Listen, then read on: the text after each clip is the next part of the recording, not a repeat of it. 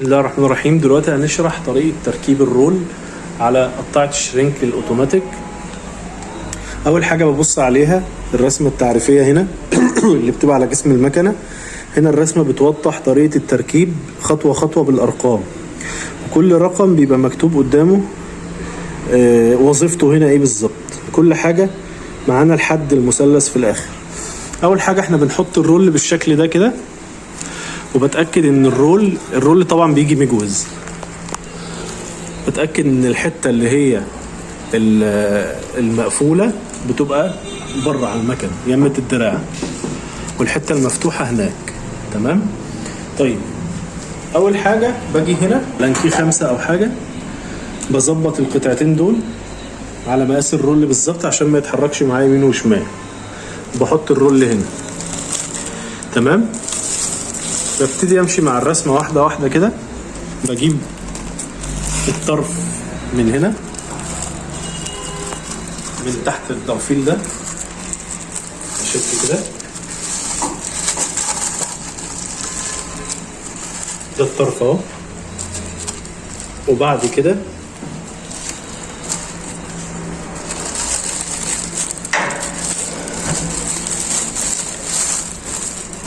طرفين معايا اهو على اول ضرفيلي اللي هو الكاوتش ده. الكاوتش ده لازمته ان بينزل عليه السنون دي علشان تخرم الكيس علشان الشفط في الاخر.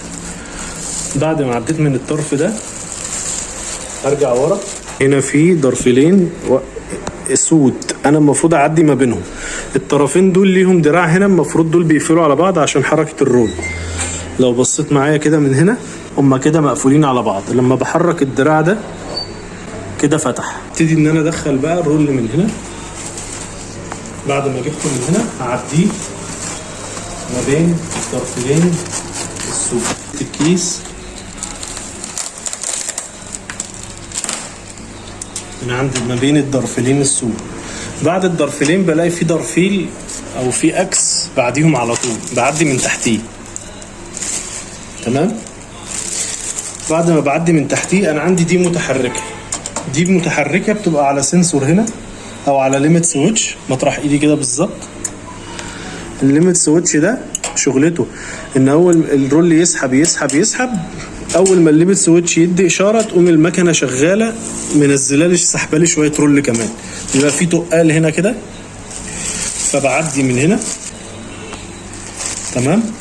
بعد الضرفيل الاسود بسيب الضرفيل ده واعدي على الضرفيل المتحرك ده واطلع من فوق.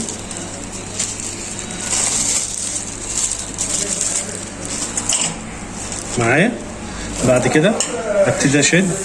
السيخ ده لازمته ايه؟ لازمته ان طبعا الرول بيبقى ملزوق على بعضه كده، فهنا ببتدي ادخل الحته الملزوقه دي في النص هنا علشان خاطر الحته دي شغلتها انها تفرق الرول عن بعض كده. وانا بسحب بلاقي الرول سلس وماشي معايا بالراحه خالص. تمام. اخر مرحله بقى ان انا هنا بظبط ده متحرك، بظبطه معايا بحيث ان هو الدرجه تبقى في متوسطه ما بين المثلثين دول، بحيث ان الرول يبقى سهل وسلس كده. الرول جاهز ان هو يدخل معاه المثلثين. بص، في مثلث فوق وفي مثلث زيه تحت هنا. ده مثلث الشفه دي. المثلثين دول شغلتهم ان هم يحولوا الرول لعبوه او لكيس مربع عشان العبوه تدخل جواه. فاول حاجه بعملها ان انا الكيس ببتدي اقسم الجزئين من هنا. الجزء الاولاني بخليه فوق كده، والجزء الثاني لو بصيت بعمل كاميرا من هنا من يمة صابعي كده باينه كويس. المفروض الكيس هيعدي من الطرف اللي تحت. انا عندي طرف فوق وطرف تحت. الطرف اللي تحت هيعدي من فوق المثلث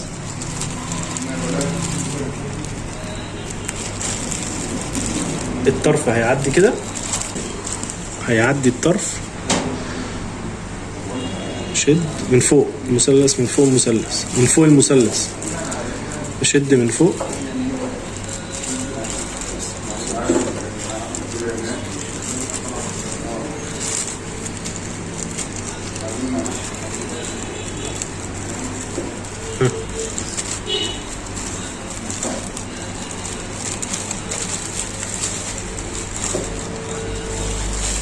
ايوه شد كده، وبعد ما يعدي من فوق بص بقى معايا كده هيبتدي يلف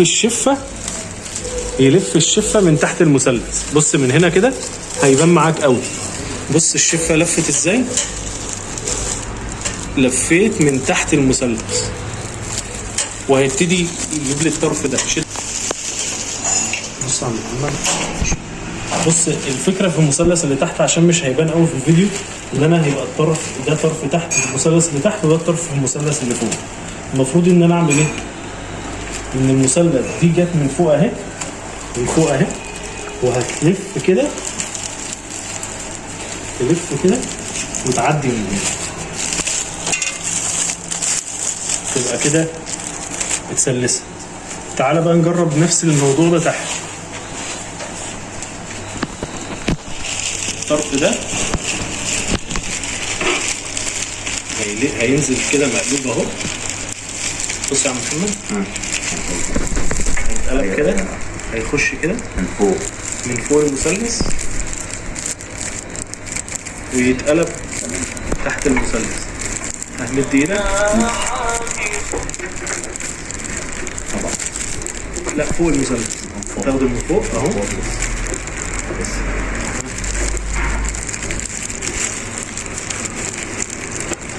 شد من فوق. ايوه بس هنقلب بقى، سيب فوق وهنقلب بقى واحده واحده. خد بقى اللي بينزل تحت ده، تحت المثلث اهو، شده بقى معاك طرفين، طرف فوق اهو، طرف انا ماسكه في ايدي تحت اهو، وطرف فوق. هشد اسايد لنفسي شويه، الطرف اهو بيعدي من فوق، دي مهم جدا ان هو يعدي من هنا عشان ما يخبطش في العمود. طرف اهو، والتاني بجيبه من تحت،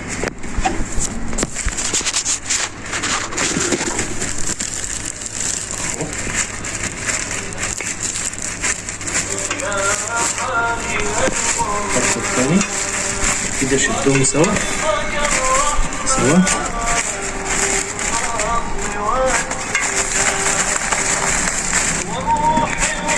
لحد ما هيطلعوا لي هنا.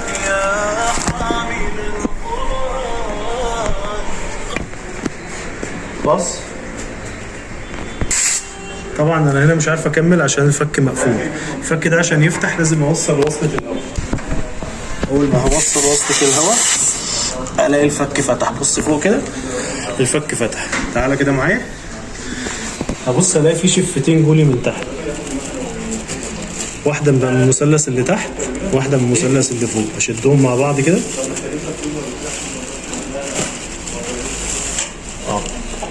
هنبص هنا هتلاقي ده بيتعوج معاك. لازم اظبط كده واخلي الشفتين قدام بعض عشان ما يفكش مني. اعدل تمام. بص دي معوجة برضو، دي تخلف معايا، دي على تاني شفة، لا خليها على تاني واحدة، ودي زيها على تاني واحدة. بس كده تمام. ابتدي اسحب الشفة اللي فوق مع الشفة اللي تحت، هلاقي الموضوع بيمشي معايا زي الفل. بص كده انا بسحب والموضوع بيمشي معايا زي الفل. تمام. نيجي بقى الخطوة التانية. انا كده طلعت من هنا بشفتين. الشفتين دول المفروض ايه اللي بيسحبهم؟ اللي بيسحبهم بكرة السحب دي. فلازم الشفتين يبقوا ما بين بكر السحب علشان خاطر المكنة تعرف تشدهم. فهيجي هنا دور العربية دي. العربية دي متحركة، بشدها كده تتحرك معايا واحدة واحدة لحد ما طابق الشفتين على بعض هنا. حرك كمان شوية كده الشفتين قدام بعض، اسحب يدوي لحد ما اخلي الشفتين اهم حاجة يبقوا مطابقين قدام بعض هنا، واقفل. بس كده المفروض اوصل كهرباء للمكنة واسحب الرول واحدة واحدة. اعمل بوز معايا هنا. لو بصيت معايا هنا هلاقي الموتور ده عمال يلف. ليه بيلف؟ لان دي مرفوعة للاخر، اللي احنا قلنا عليها بتاعت الليميت سويتش، مرفوعة للاخر لحد هي صدى هنا. طيب انا عشان احل المشكلة دي لازم بعد ما اخلص اقوم قافل الضرفين على بعض من هنا المفتاح ده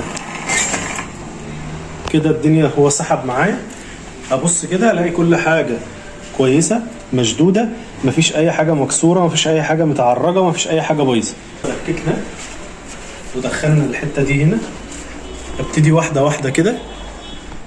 عندي هنا الزرارين، ده بتاع القطع وده بتاع السحب. اعمل كده وابتدي اسحب. بص بقى على المكنه ككل، بدوس على زرار السحب، الدنيا ماشيه معايا كويس جدا. اتاكد ان الشفتين هما بيتسحبوا نفس الطول، نفس كل حاجه، مفيش حاجه متنيه، مفيش حاجه معوجه. تمام. ادي واحده قطع اشتغل، لان طبعا الحراره لسه ما رفعتش. طيب كده دي تدكيك الرول. انا محتاج الشفه اللي فوق تبقى بالشكل ده كده، جايه كده وماشيه من تحت المثلث. هنحاول نجيب كده صوره من تحت المثلث. الرول برضو جاي من تحت ولافف ازاي على المثلث.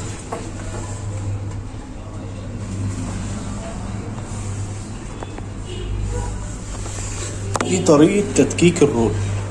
كده احنا قلنا في الفيديو التاني شرحنا كل حاجة تخص التشغيل. طبعا بعد ما بخلص واقطع واظبط كل حاجة وابتدي الشغل، ببتدي اقفل البكر ده بتاع التخريج. اخر حاجه وانا بلم الفارغ، بيبقى معايا فارغ كده بعديه من الشفه دي والشفه دي، وبينزل كده على كده ماشي.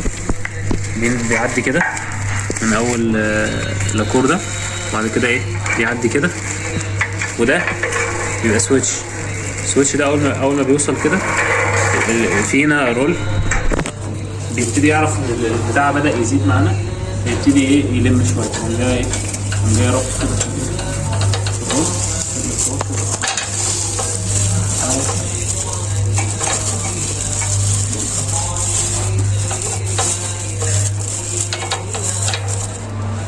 خليك تبص عليه، نعمل فيد للفيلم، هو اوتوماتيك ايه بيلم الفارغ معانا. تمام. جاي اعمل فيد كمان مره، يبتدي ايه يلم الفارغ معانا.